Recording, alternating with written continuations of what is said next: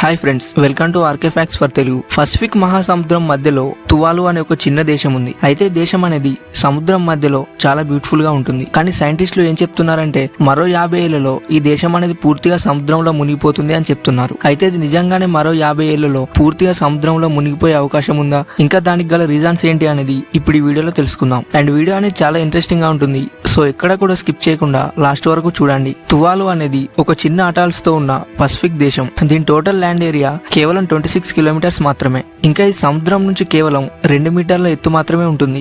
ఇంకా దీని highest point కూడా 4.6 మీటర్స్ మాత్రమే. సో ప్రజెంట్ సముద్ర మట్టం అనేది ఎక్కువగా పెరుగుతుంది, ఎందుకంటే క్లైమేట్ చేంజ్ వల్ల ఐస్ క్యాప్స్ అనేవి కరుగుతున్నాయి. ఇంకా నాసా డాటా ప్రకారం గత 30 ఏళ్లలో తువాల్లో సముద్ర మట్టం అనేది 15 సెంటీమీటర్స్ పెరిగింది.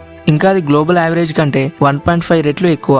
అయితే 2050 నాటికి ఫనాఫుటి అనే క్యాపిటల్ లో 50% ల్యాండ్ అనేది రెగ్యులర్ టైడ్స్ తో మునిగిపోతుందని సైంటిస్టులు అంచనా వేస్తున్నారు. అయితే 2100 నాటికి 95% ల్యాండ్ అనేది హైడైట్స్ తో అండర్ వాటర్ అవుతుందని UNDP చెప్తుంది. అయితే ఇలా ఎందుకు జరుగుతుందంటే గ్లోబల్ వార్మింగ్ వల్ల సముద్రాలు అనేవి ఎక్స్పాండ్ అవుతున్నాయి. ఇంకా గ్లేసియర్ పోలార్ ఐస్ అనేది మెల్ట్ అవుతుంది. తువాల్లో సముద్ర మట్టం అనేది ఎవ్రీ ఇయర్ 5 మిల్లీమీటర్స్ చొప్పున పెరుగుతుంది. అయితే ఈ లెక్కన చూసుకుంటే 2100 నాటికి 20 సెంటీమీటర్ల నుంచి 1 మీటర్ వరకు రైజ్ అవుతుందని నాసా అంచనా వేస్తుంది. అయితే ఈ తువాల్ లాంటి లయింగ్ దీవులకి ఒక డేంజరస్ సింబల్, ఎందుకంటే దీని land critical infrastructure and home airport అన్ని 2050 నాటికి హైడైట్స్ కిందికి వెళ్లొచ్చు. గత 40 ఏళ్లలో తువాలు ల్యాండ్ ఏరియా అనేది 2.9% పెరిగిందంట. కానీ గ్రోత్ అనేది సముద్ర మట్టం రైజ్ స్పీడ్ మాత్రం మ్యాచ్ చేయలేకపోతుంది. అండ్ క్లైమేట్ చేంజ్ కూడా ఇంకా సీరియస్ అండ్ థ్రెడ్ గా మారుతుంది. అయితే ఇప్పుడు తువాల్ దేశం ఏం చేస్తుందంటే Tuvalu coastal adaptation project UNDP and green climate fund support తో 7.3 హెక్టార్ రైజ్ ల్యాండ్ ని క్రియేట్ చేస్తుంది. ఇది 2100 వరకు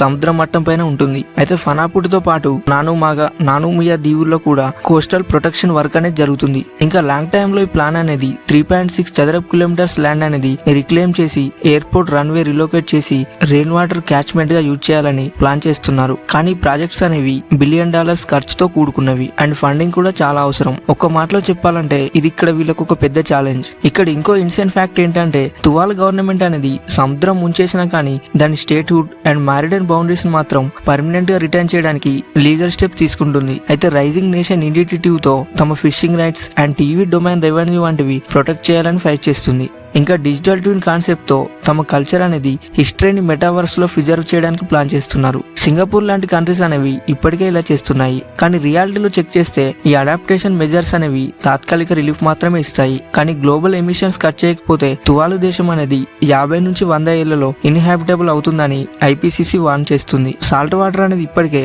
గ్రౌండ్ వాటర్ ఫార్మ్ ల్యాండ్ కి డ్యామేజ్ చేస్తుంది. ఇంకా కొబ్బరి, తారో, బ్రెడ్ ఫ్రూట్ లాంటి క్రాప్స్ అనేవి గ్రో చేయడం ఇంపాసిబుల్ అవుతుంది. అందుకే ఈ కంట్రీ వాళ్ళు పూర్తిగా రెయిన్ వాటర్ పై డిపెండ్ అవుతున్నారు. డ్రాట్స్ వస్తే serious water shortage and world bank ప్రకారం 2050 నాటికి 216 బిలియన్ పీపుల్ అనేది క్లైమేట్ మైగ్రేషన్ ఫేస్ చేయొచ్చు.